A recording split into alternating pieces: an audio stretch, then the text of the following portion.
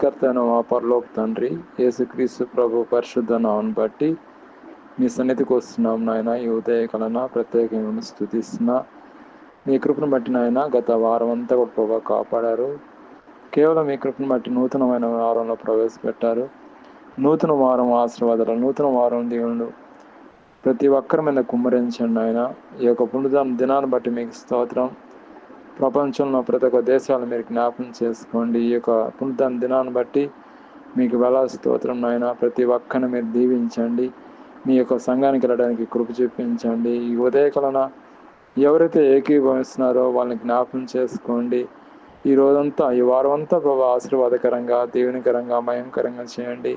వాళ్ళ పని బాటలో మీ కృప నిండుగా, మెండుగా, సమృద్ధిగా, సర్వ సమృద్ధిగా నిర్వహించండి. వాళ్ళ పిల్లలను దీవించండి, వాళ్ళ ఆస్తులను దీవించండి, వాళ్ళ ఉద్యోగాలు దీవించండి. అదేవిధంగా వాళ్ళు చేస్తున్న పనిలో మీ కృప నిండుగా, మెండుగా, సమృద్ధిగా, బహు సమృద్ధిగా నిర్వహించమని, ఈ దినమంతా ప్రభా ఆశీర్వాదాలతో నింపమని, దేవునితో నింపమని యేసుక్రీస్తునామమున ప్రార్థన చేస్తున్నాం తండ్రి. ఆమేన్.